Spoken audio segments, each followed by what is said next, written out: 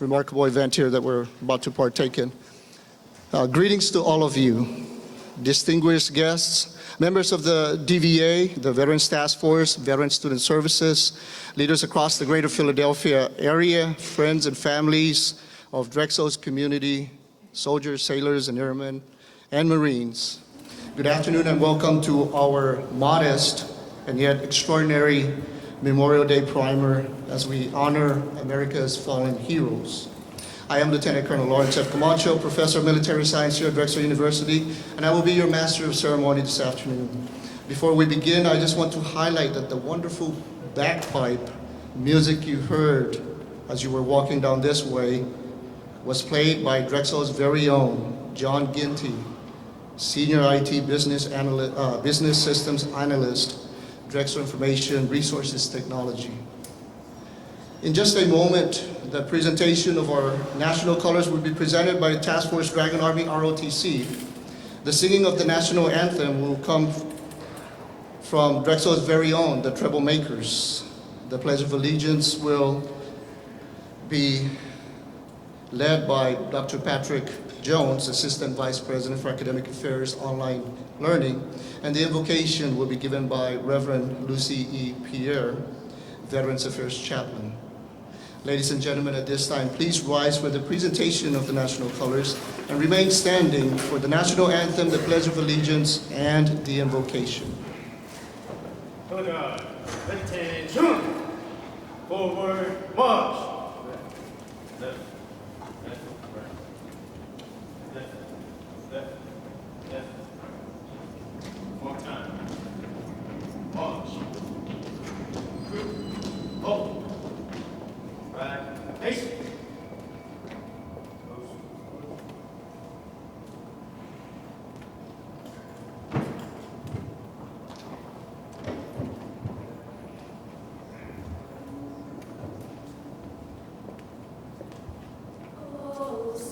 Present. Home.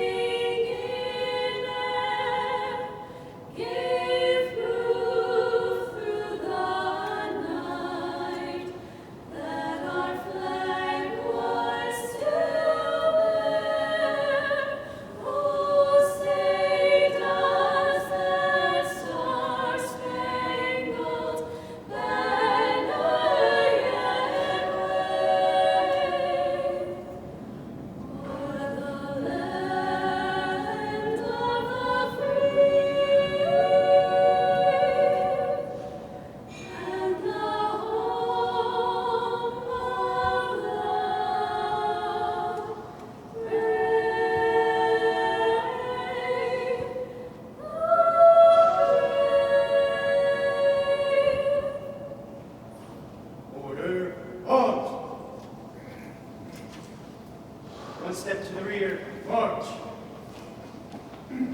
Left, face. Forward, march. Left, left, left, right. Left, left. Please join me in reciting the Pledge of Allegiance. I pledge allegiance to the flag of the United States of America and to the republic for which it stands, one nation, under God, indivisible, with liberty and justice for all.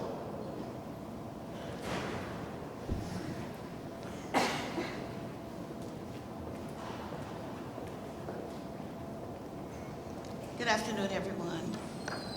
I consider this a great pleasure.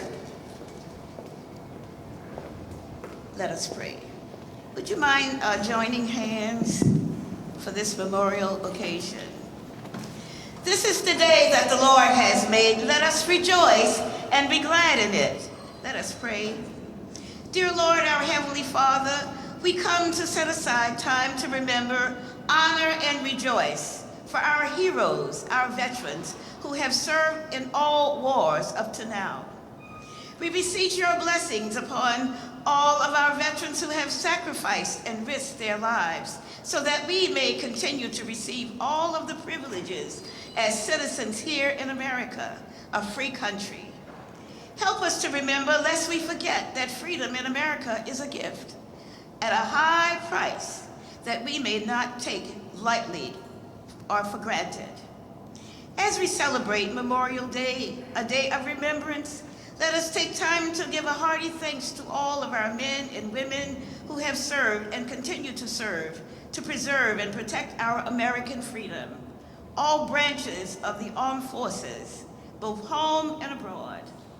Let us pause to remember those who have died while serving on the front lines in combat and other major capacities of military life.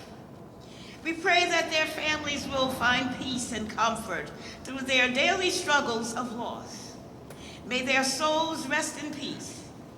Help us to remember and honor our POWs, our MIAs, that one day they will find peace and be free in your name and soon return home. Let us never forget their contributions to our country as well. May we give you thanks for the veteran volunteer organizations, the Gold Star Mothers, the Memorial Day Poppy, and others who forgot about themselves to find time to serve other veterans and their families, giving support, time, resources, and care. Now let us give thanks and honor to the committee members who have taken time out so that we may remember our veterans throughout the years. May you give them encouragement as they lay the wreaths at the graveside, symbolizing and recognition of their service. We are proud to all who have served here. Bless the President and Vice President of Drexel University, enrollment in military, management, and student success. Our speaker for today, for this afternoon, military officials, and all other participants who have tried to make this an unforgettable day of remembrance. May your peace continue to permeate throughout all of us. Let us all say amen. And you may be seated. Thank you.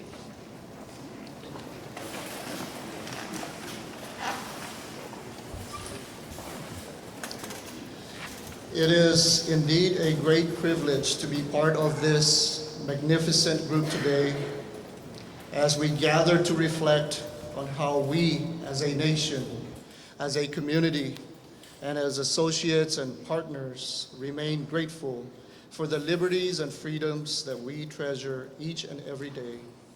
But fundamentally, we gather because we want to honor and pay an immense tribute to those who paid the ultimate sacrifice while fighting America's wars to protect and defend the Constitution of our beloved Republic. Therefore, we pay solemn tribute to these heroes. It is, after all, because of their sacrifice that we are able to continue to uphold the essence of our great society. So on behalf of the Drexel's military support community, like that of the Veterans Taskforce and others, I thank you for graciously setting aside some time to observe and celebrate today's splendid occasion. Memorial Day has been a federal holiday since 1967, originating from the American Civil War to honor those who died from both the Union and Confederate states.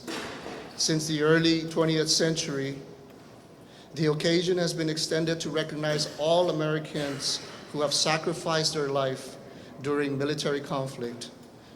This first-class event here at Drexel pays tribute to our fallen. But I would like to also, for just a minute, quickly transition and speak about how we, as soldiers and as service members, mourn the loss of our fellow comrades in arms, our battle buddy, our friend. In the spirit of today's solemnity, I'd like to share how we in the military mourn our beloved friend, honor the warrior who fell on the battlefield, and how we heal as an individual and battle-hardened fighting force. You see, we are often not able to attend the funeral service of our fallen comrades, so instead, our assigned units hold what is called a memorial service. The service, for example, includes a large portrait of the soldier or the service member and typically has what we call the soldier's cross. But what is the significance of that soldier's cross, one might ask? Well, this iconic figure standing in front of us is called the Fallen Soldier Battle Cross. The battlefield cross or the battle cross. It is a symbolic replacement of a cross or marker appropriate to an individual service member's religion on the battlefield or at the base camp for a soldier who has been killed. It is made up of the soldier's rifle stuck into the ground or into the soldier's boots with helmet on top. The dog tags are sometimes placed on the rifle, and the boots of the dead soldier can be placed next to the rifle. The purpose is to show honor and respect for the dead of the battle at the battle site. The practice started during the American Civil War or maybe earlier as a means of identifying soldiers or bodies on the battleground before they were removed. Today, it is an immediate means of showing respect for the dead among the still living service members of the troop, and it might be seen in the field or at the base camp after a battle in, let's say, Iraq, Syria, or Afghanistan. It is used less today as a means to identify the dead, but more as a private ceremony among those still living as a means to mourn. As sometimes attending the funeral is not always possible for the soldiers who are still in the fight. Ladies and gentlemen, I and my fellow soldiers have experienced these memorial services too many times on the battlefields that to see this Drexel community today gather and pay tribute to our fallen comrades really means a great deal to me and to my fellow comrades who are especially still in service. Thank you once again, and welcome to Drexel's Memorial Day Primer, as I now, with great pleasure, introduce our next speaker. Retired Colonel J. Craig Nanos of the Army of the United States is a Drexel alumnus, class of 1969. His academic background in business includes graduate studies at Drexel University, numerous Army courses, over 35 years in military service, obtaining the rank of colonel, and well over 50 years of involvement in the study of American history and artifacts. Aside from his affiliation with the Army and his extensive experience as a military historian and consultant, he comes from a legacy of Drexel Dragons. For over 40 years, Drexel has seen several members of Craig's family and extended family earn the Drexel degrees. Among those dragons, you might ask, Craig's father and uncle, both military, his in-laws, aunt, cousins, nephew, and sister. Last fall, his son started the MBA program at the LeBeau College of Business. As a student, Craig participated in the Phi Sigma Kappa fraternity. He also has been a member or has served as a company of military historians, the American Society of Arms Collectors, and the 1st Troop Philadelphia City Cavalry. Mr. Nanos runs his own company, the Sentry Post, which specializes in historical and military productions. The firm bridges the historical, educational, entertainment, and business communities by providing historical, organizational, and educational expertise for international historical events, museum exhibitions, and major film productions. His services have been used in dozens made-for-TV, big screen movies, as well as museums and commemorations. His movie credits include Taps, The Last of the Mohicans, and many others. Ladies and gentlemen, if you would please join me in a warm Drexel welcome to Colonel Retired Craig Nanos.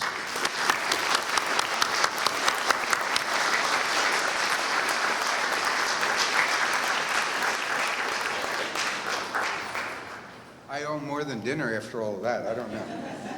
Good afternoon, guests, students, faculty, and military personnel. Raise this a little bit. I was asked to speak about dedication, what Drexel does to remember, and in essence, the United States and what this country now does. Armistice Day, Memorial Day, or is it a holiday? Starting at the beginning, the Massachusetts Bay Colony in 1636 required all men from the age of 16 to 60 to enroll and serve in the militia. They adopted the English militia law, which required universal military service, monthly drills, and working within the community. The individuals also had to provide their own weapons and equipment. This mandatory service was adopted by the other colonies here in now the United States, except for Pennsylvania, which is another story, but we can not get into that today.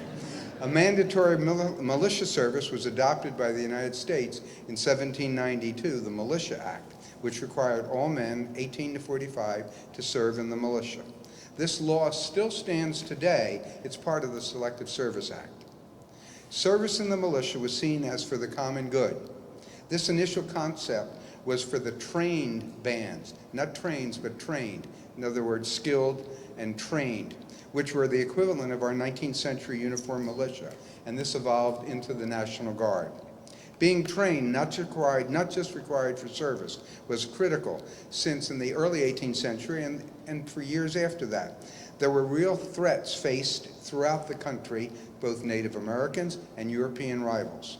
The 1792 Act lacked the details required for the training, the amount of time to be allocated, and things of this nature, thus causing the volunteer uniform militia to develop, grow in the 19th century, and then obviously become part of the Guard. This introduction is important in that it notes that at that time all male, but the male population was part of the military, and thus recognized universally. Today we talk about recognition, what this university would do, what others do. Going back to the beginning of the 20th century and back, the bulk of the population had served, so recognition was a different story. It was part of your being. It was the norm. In the political arena, one's service during the Revolution, being a veteran of the Civil War, serving under Pershing, were all vital components of your resume. Without this block checked, you were in a lower rung of the ladder. The selection of specific days can be traced back to the Revolution period and the celebration of special days after the conflict, specifically the 4th of July and other regional activities. If you go to Boston, Patriots' Day, the Lexington and Concord celebration continues. These celebrations were massive expressions, basically, of national patriotism. In addition, there were decoration days, when families and/or small communities gathered at cemeteries. This continued in rural America and in the South into the mid to late 19th century. This could have also had an influence or assisted in the development of days of recognition and remembrance. The families gathered, their extended families, to see their relatives and to pay homage to the earlier generations. The massive number of men and women involved in our Civil War, with over 600,000 Americans killed, changed the nation in many ways. This included recognition of military service and honor to those lost. A memorial program actually began in the South during the conflict, when the Southern women gathered at the graves of various Southern soldiers throughout the South. After the war, the Grand Army of the Republic, the GAR, officially created Decoration Day in 1868 to honor the Union's deceased soldiers and sailors. A separate day for recognition continued in the South, but both actions were the purpose to decorate graves and cemeteries and honor those lost. By the end of the 19th century, this recognition had merged into a national decoration day. Thus, our Memorial Day was for those lost in the service of the nation. The war to end all wars, the Great War, World War I, expanded the need for recognition. This global conflict found entire communities in Europe having the loss of the bulk of the male population. After World War I, you'd find little towns in England Literally, all the women were wearing black. While we were in actual combat for only approximately 7 months, the cost was felt, and the actual knowledge of the global loss created a need, and thus Armistice Day. The 11th hour of the 11th month in 1918 officially ended the conflict, though America still lost American soldiers in the Russian Siberian activity, which continued after World War I, and masses of losses of people as the Ottoman Empire collapsed in the eastern portion of the Mediterranean. Armistice Day, the actual date and time, was and still is recognized in Europe and throughout the British Commonwealth. On the date and time, cars will stop, people will stand still, and those nations reflect on the massive loss of human life. The symbol of the poppy, which are around here today and have been distributed, was, and I'm going to lose my place here, was selected by the American Legion and was a symbol because of a noted poem, and it also takes place over the fields of France. Poppies cover the landscape and literally cover the graves of those fallen in World War I, and in all probability, those buried in previous generations in the same fields. The symbol was selected by the American Legion and was common sight into the 1950s here in the United States. After World War II and the Korean conflict, our veterans organizations and the communities at large determined that the recognition needed to be expanded. And in 1954, President Eisenhower signed the legislation making this day Veterans Day, a day to recognize all veterans of all services. Thus, we have created a date in this nation to celebrate the nation, the 4th of July. We have a date to honor our fallen heroes, now known as Memorial Day, originally Decoration Day, and a date to honor all who have served, Veterans Day. Individual recognition is a simple task, noted in many cases by a lapel pin, perhaps a symbol of branch or an award or military organization. I will note that recognition as a people might be more significant if what we now have as 3-day holidays was changed and returned to a Memorial Day and perhaps a Veteran Day, which we still have November 11th, with a moment of silence at 11. But recognition developed and has always existed in all societies, including ours. There's no exam at the conclusion of this, so relax about that.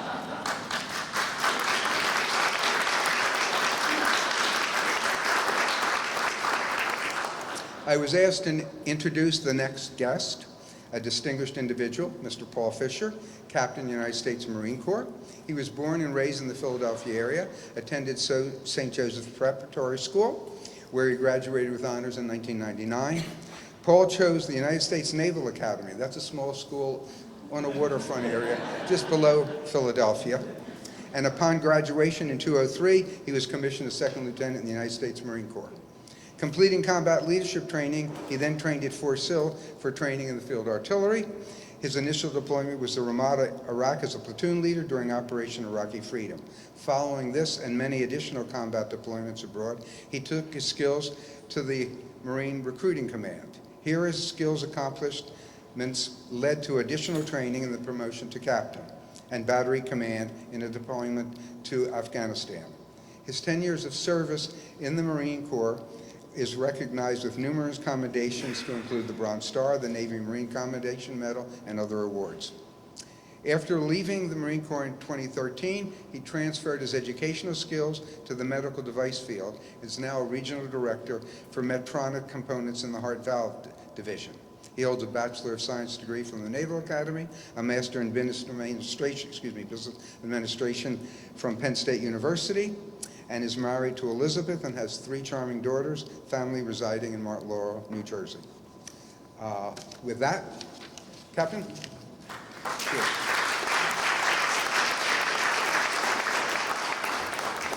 Thank you, Colonel. That was a great introduction. I just went back out to the car and changed my Marine Corps tie after I saw all these Army guys. I've heard way too many jokes about, one Marine walks into a bar and with like 15 Army guys, so I'd be interested to see what happens in Wahoo's after this. I got Debbie Derricks here to protect me if needed.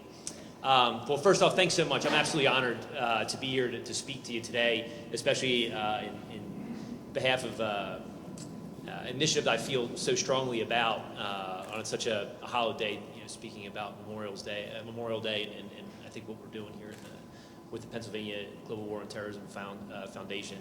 I think the best way to kind of explain and raise awareness about the foundation is really to kind of tell us two stories, and one of which would be why we as a board decided to kind of go ahead and forward with this effort, this initiative, and I think to kind of put some color behind it, why I chose and why I'm extremely passionate about raising awareness for the statue and really more for the awareness. So I think it was about 2 years ago, and I was approached by one of our board members, Dave Henderson, and he said, have you ever been to the Korean War Memorial? I said, no. I'm from Philadelphia. What about the Vietnam Veterans Memorial Board? I said, haven't been in the Vietnam Memorial either. And I felt really, really bad, as a Philadelphia native, and two, as a fellow veteran. And he said, there's not even a Global War on Terrorism Memorial anywhere, not even in D.C. And I think it was at that point in time where most really good ideas happen at the bar. I said, you know what, we should do something about this.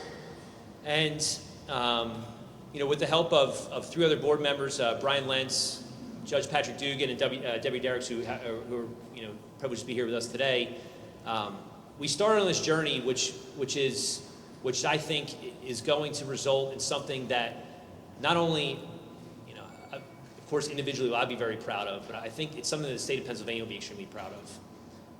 Because it's so hard to remember that as we walk across the streets of Pennsylvania, we walk around the streets of Philadelphia, a beautiful day like today, there's 288 veterans that are no longer with us today.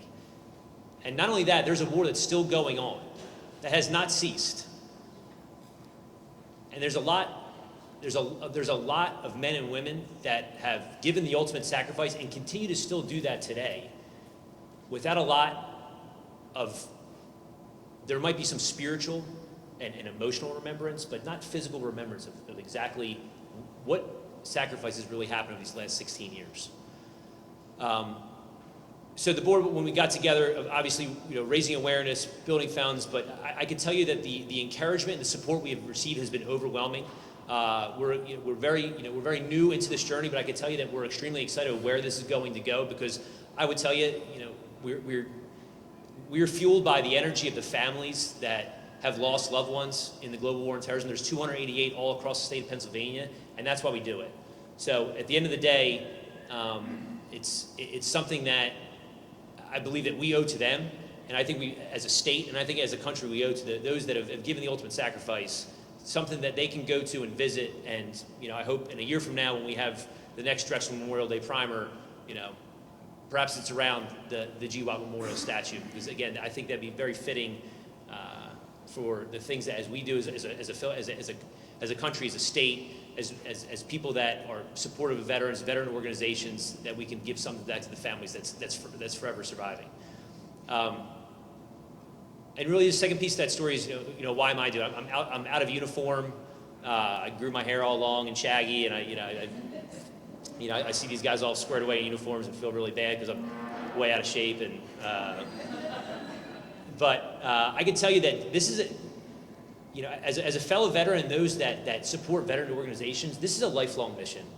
And I can tell you that when you take off the uniform, whether you're wearing it or not, whether you've never worn it or maybe aspire to wear it one day, this is something that never goes away. And it's something that we owe, I think, as a country, because I think we're so blessed as people of this country, as citizens of the United States, that we are the land of the free because of the brave. And I wake up every day, not just for this, but I'm thankful when I put my feet on the ground that, one, that I'm home, and two, that I have men and women out there that are serving the country, that allow me to take my daughters to school every morning, that allow me to come home at night and kiss my kids in bed, and spend some quality time with my wife. And that's what it's really all about. So I think more importantly than raising awareness for our foundation, is really just the Remembrance Memorial Day, and hopefully this could be one thing that we do as a community, as a state, as a city, that can really give back to those who have given everything. So again, thank you for your time.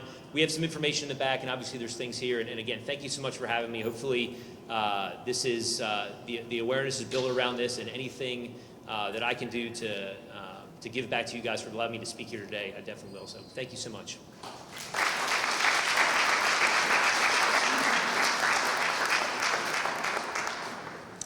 I've been asked to make the next introduction. Matthew Skick, curator at the American Museum of the American Revolution. Matthew earned his BA in history from the American University in Washington, his MA from the University of Delaware's Winter Tour program in America, American Material Culture.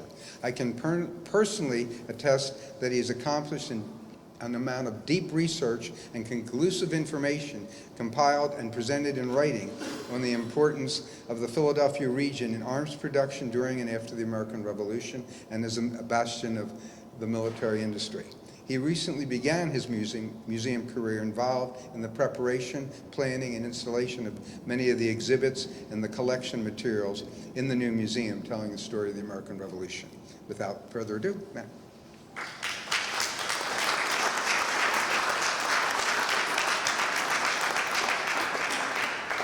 Good afternoon, everybody. Thank you to Drexel University's Office of Veterans Student Services for inviting the Museum of the American Revolution to participate in today's special event. And I'm honored to represent the museum as we all prepare for Memorial Day. Today marks 1 month since the museum's public opening in Old City on April 19th. And that day marked the 242nd anniversary of what Ralph Waldo Emerson called the shot heard round the world, the beginning of the Revolutionary War at the battles of Lexington and Concord. The museum's main exhibit tells the story of the dramatic beginning of the American Revolution, and it follows a chronological path from the 1760s to the 1790s.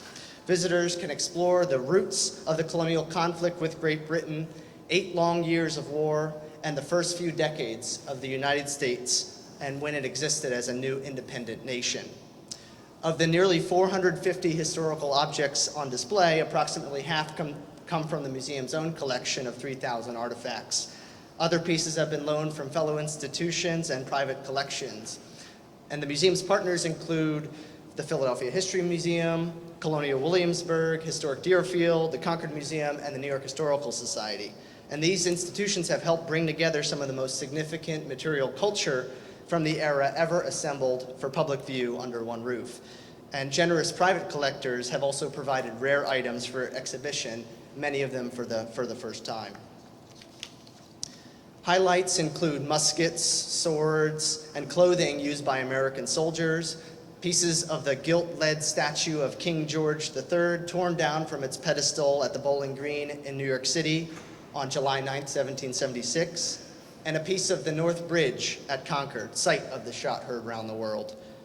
The museum's premier experience, though, is the display of General George Washington's headquarters tent that he used during the Revolutionary War. The tent is paired with a dynamic theater presentation about Washington's leadership as Commander-in-Chief of the Continental Army during the war, and its amazing survival as a historic artifact over the past 240 years. Artifacts, along with life-size figure tableau, immersive galleries, and touchscreen interactives, are used to interpret the stories of individuals and groups of people to help personalize the era and convey its reality. This afternoon, we're talking about Memorial Day, a day of commemoration and remembrance. And at the Museum of the American Revolution, we display rare materials carried by revolutionary soldiers who died in military service. And rather than venerating these soldiers as saints of American liberty, we highlight them as real people to provide visitors with a way to connect with Americans who lived 2 centuries ago. Seeing historical objects worn or carried by identifiable soldiers helps to establish that bond. These objects are evidence of the soldiers' service and evidence of their belief in the cause of American liberty and independence. It was a cause whose success was in doubt, and the soldiers knew this. However, they were still willing to take a risk and, if it came to that, to pay the ultimate sacrifice to build an American nation. To this day, American soldiers take that same risk when they serve the United States. and their families feel the same pride and fear that families felt 240 years ago when their relatives left to fight on land and sea. The risk of not returning home endures, but so does the belief in the United States of America. At the Museum of the American Revolution, you can come see the rare leather cap worn by Rhode Island artillery officer Benajah Carpenter at the Battle of Brooklyn Heights in August 1776. He fought against the British and Hessian soldiers as they assaulted American defenses around New York City. And on August 26th, Carpenter was killed in action. His cap was taken off the field of battle, and amazingly, it survives. The cap is painted on its front shield with the phrase, "For our country," and the Latin phrase, "In te Domine speramus," which roughly translates to, "In you, Lord, I hope." The cap boldly displays Carpenter's revolutionary convictions, and it's evidence of Carpenter's effort to defend his country, and one of just a handful of surviving caps known to have been worn by a revolutionary soldier. The name Mercer may be familiar to many of you. I grew up in Mercer County, New Jersey, and like other locations throughout this country, that county is named for American General Hugh Mercer, a friend of General Washington who was mortally wounded by the bayonets of the British 17th Regiment of Foot at the Battle of Princeton on January 3rd, 1777.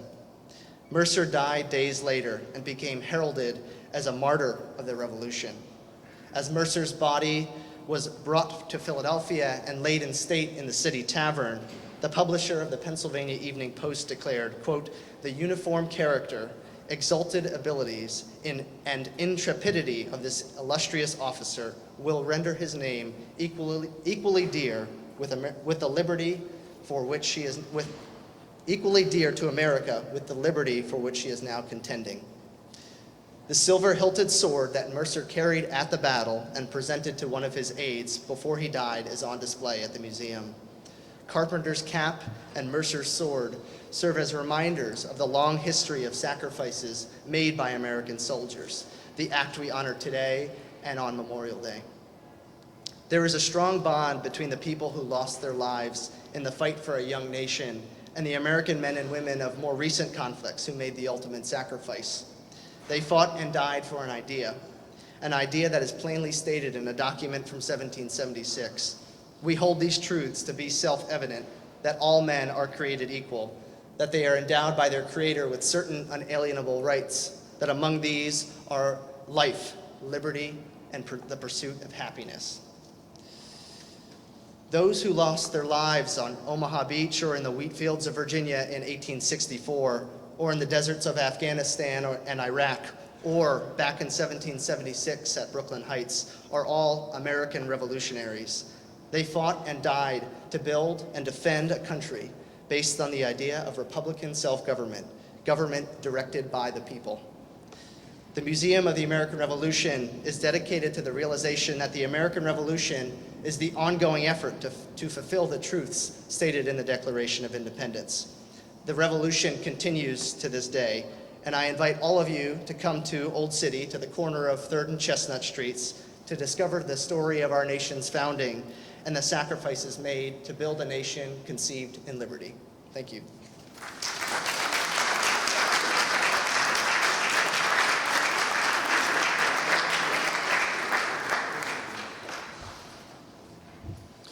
Well, it is now a great pleasure of mine to introduce our next speaker, who I am truly not only grateful for, but I have a lot of respect for.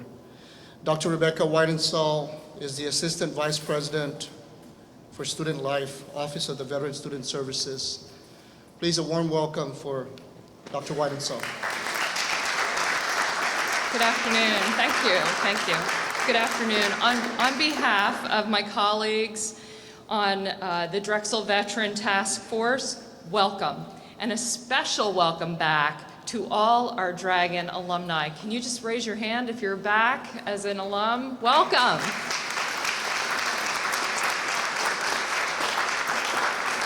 And at this time, I just want to pause and ask if there are any veterans with us today, if you would just stand and/or raise your hand to be recognized and acknowledged.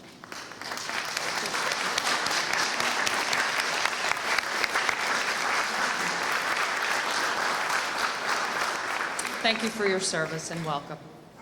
I'm so proud to be part of a community that honors our nation's traditions and that we come together each May to raise awareness about Memorial Day.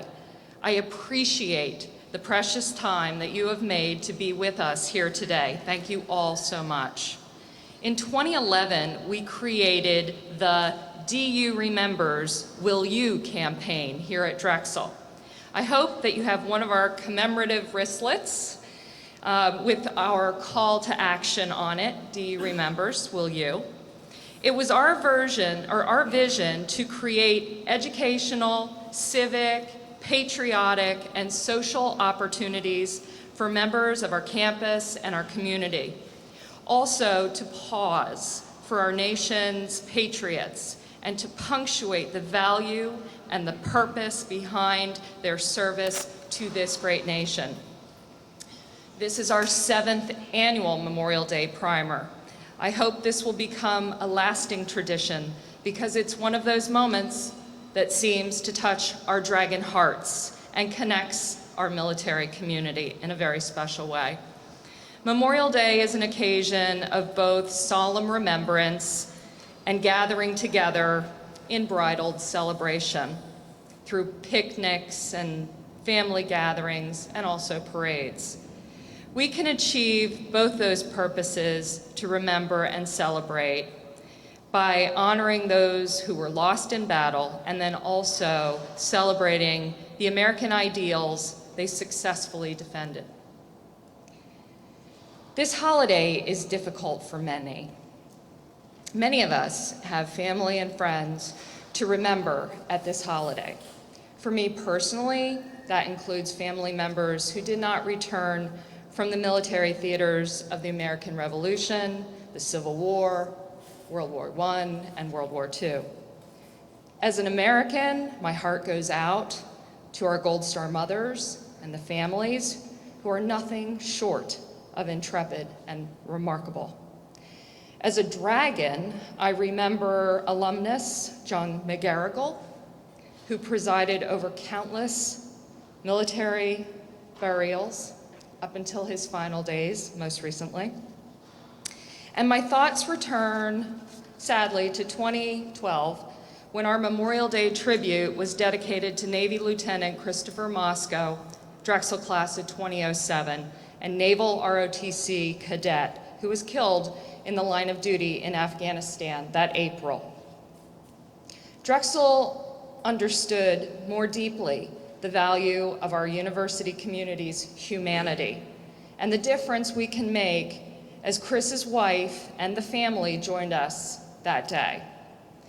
The fact that Chris volunteered for such duties says everything we need to know about his commitment to his fellow servicemen and women and to the United States of America.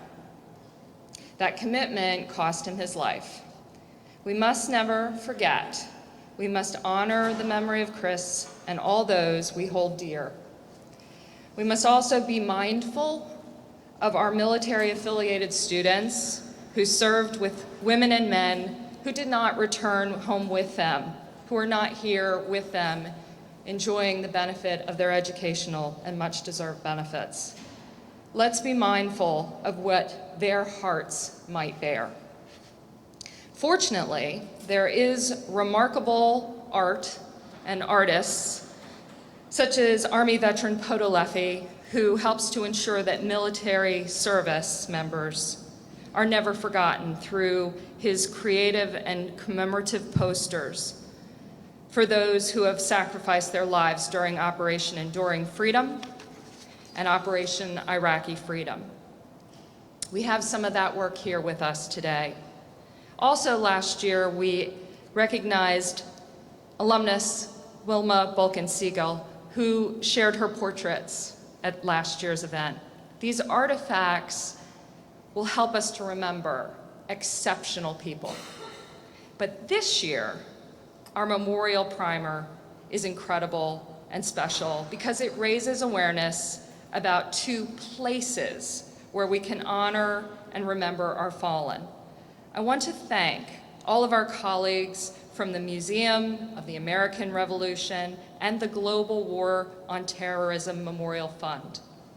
And I hope that next weekend, all of us will be inspired to find a special place for remembrance. In closing, I want to congratulate Warrior Writers on their 10th anniversary. Their materials are in the back.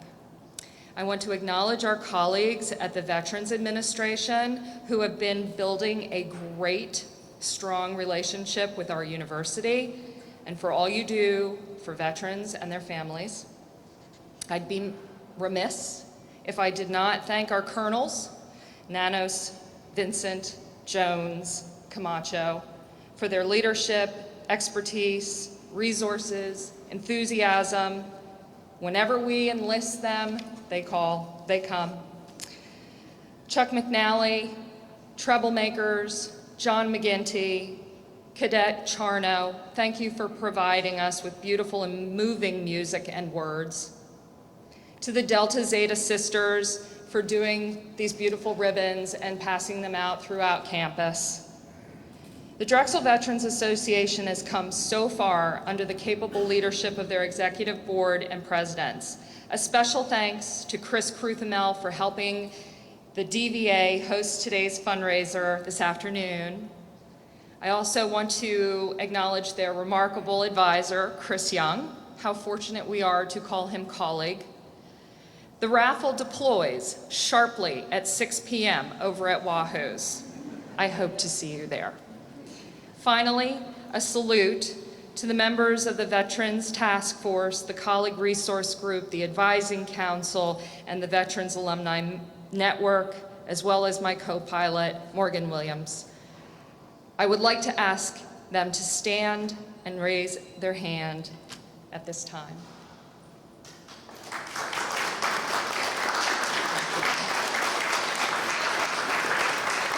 Their commitment, in particular to our military-affiliated students, has helped us create an enduring campus culture that honors service and Drexel's deep connection to American military history. Let's stick to it. This is our duty and the most honorable of missions. General George S. Patton once said, "It is foolish and wrong to mourn the men who died. Rather, we should thank God that such men lived." I'm so grateful for the commitment of these brave women and men, their loyalty, their courage, their willingness to make the ultimate sacrifice, their selflessness, their lives, our freedom. Together, may we honor them well and forever find ways to comfort their loved ones. Thank you.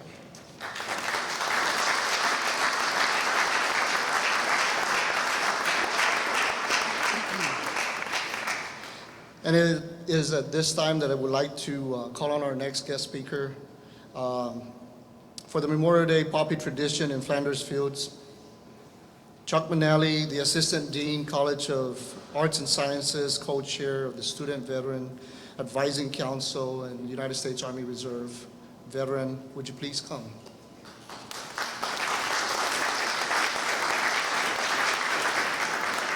Just want to thank Rebecca again for somebody who's behind the scenes. You guys know the dedication that she has to student veterans, military affiliated people, and Drexel. I mean, she just embodies Drexel and the Drexel Dragons, and she does it all. Thank you, Rebecca.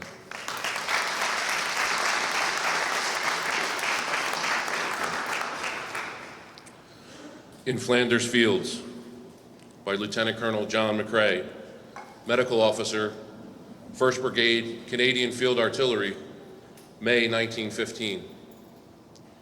In Flanders Fields, the poppies blow, between the crosses, row on row, that mark our place.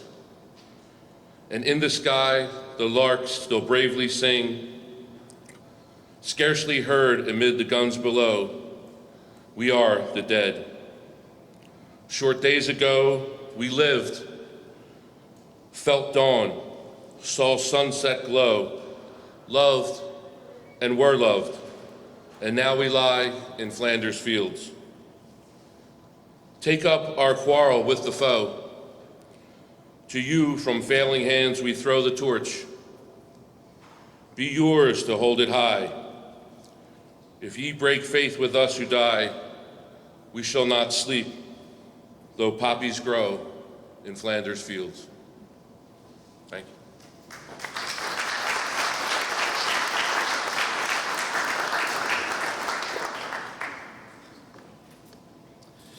It is really not easy for someone like me who has been serving for 20 years and deploying into combat a few times, and I've been involved in the horrific episodes of war and lost many friends. Yes, I constantly reflect on the great sacrifice that my brothers and sisters in the profession of arms paid, and I especially think about and pray for those loved ones who are left behind. You see, war does indeed come with a price. Back in the days of World War I and World War II, before soldiers would charge into the enemy guns, you would often hear them say to each other those powerful words, "I will see you on the high ground."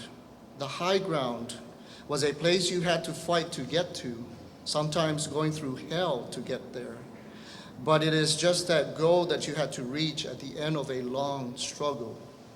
If you fought well and never gave up, you would one day get there.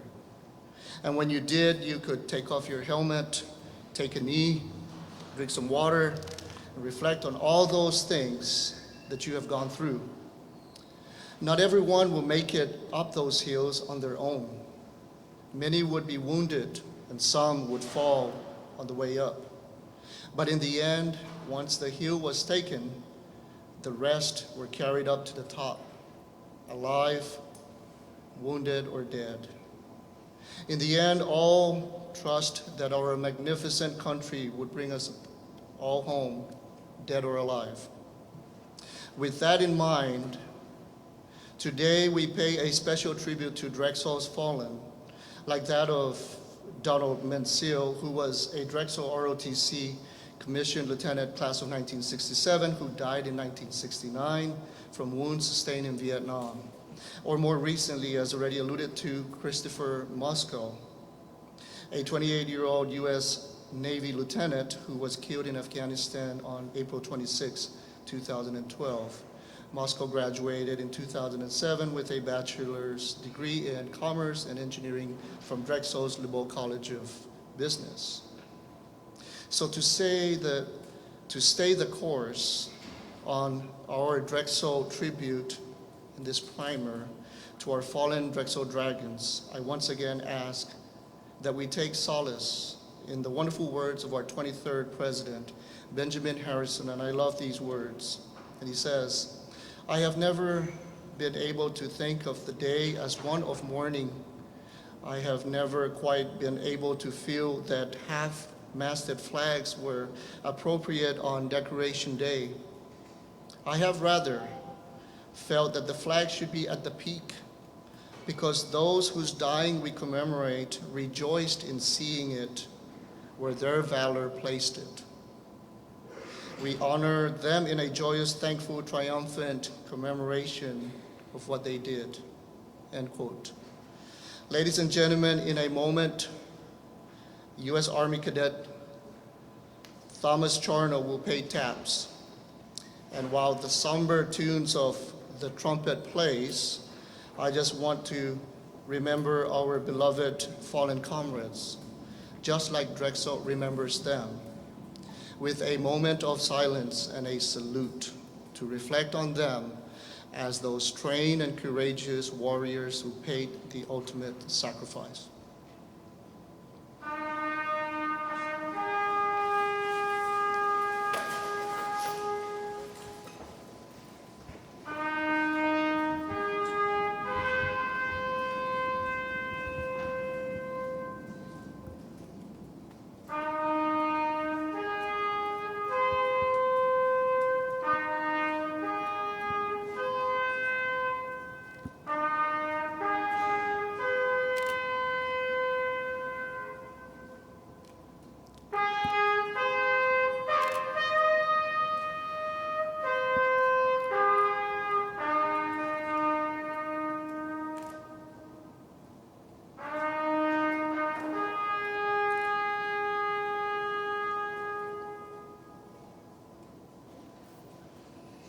Ladies and gentlemen, I just want to remind you to join Drexel Veterans Association at Wahoo's at 3180 Chestnut Street tonight for their special fundraiser. The fundraiser will last to 8 p.m. tonight. And at this time, please remain standing for the retirement of the colors. And when completed, please join us for a small reception here in the Busan lobby. Thank you. Color guard, attention! Forward, march! Left, right. Left, right. Mark time. March. Group, halt. Right, face. Present, horns. Order, arms. Retire, colors.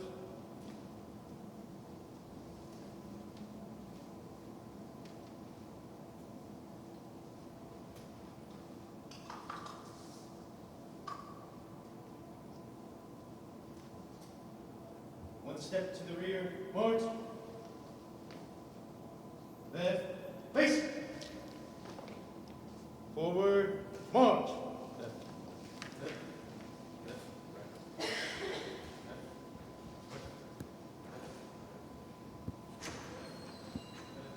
Once again, thank you very much.